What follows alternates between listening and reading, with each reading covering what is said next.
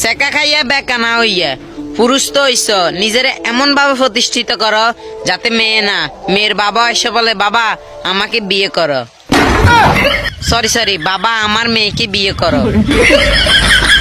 আমি মাসের উপর দৌড়ি দিকে বাবা আমার পেরেক না গিয়ে দিছে না রে আব্বা আব্বা তুমি তা পিছলাও কে?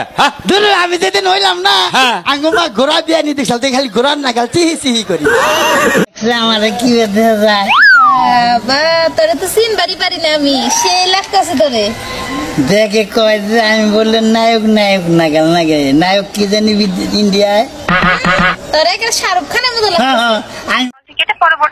না ফোনটা কাটবেন না, সত্যি আমি ভালোবাসি। না ফুটকি মানে সার্ভিসটা দেন, আমি হেঁটেছি বুঝছেন, আমার চিনেন না বুঝছেন, আপনি আমার চিনেন না। আমি মাসের উপর দৌড়ি দিকে বাবা আমার পেরেক না গিয়ে দিছে না রে আব্বা আব্বা তুমি তা পিছলাও কে? ধরো আমি যেদিন হইলাম না আঙ্গুমা ঘোড়া বিয়া নিতে দেখছাল খালি ঘোড়ার নাগাল চিহি চিহি করি আব্বা বিয়াই আমার মনে হয় যে বিয়ে বনে বুঝছে তোর বিয়ে তো না আমার বিয়ে আছে, নিজে বিয়ে করলে বেজুত বাজে না, আমি বিয়ে করলে আর কলজার মধ্যে ঠোয়া পড়ে বুঝে না একবার তো কয়ে তুই বনে বাচ্চা।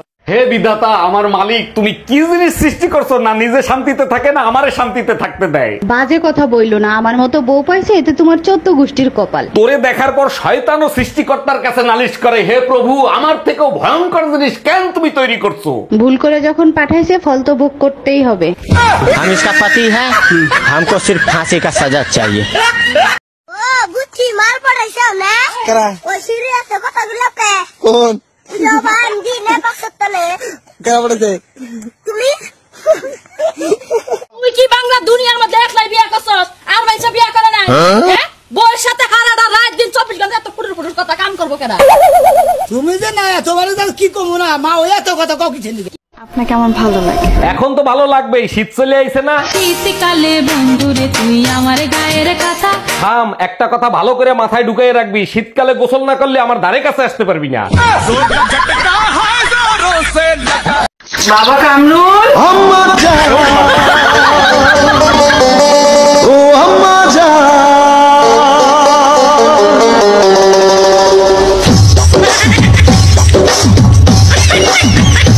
ম্যাডাম শুনলাম আপনাদের পার্লারে নাকি ছেলেদের শেভ করেন। জি ভাইজান ঠিকই শুনছেন, তবে তার জন্য আপনাকে 500 টাকা দিতে হবে। 500 টাকা না 1000 টাকা দেবো, কিন্তু যদি কোথাও কাটে তাহলে কিন্তু হাত কেটে ফেলাবো। সমস্যা নাই, আসেন, হাত কাটার ঘটনা ঘটার আগে আপনার গলা কেটে ফেলাবো।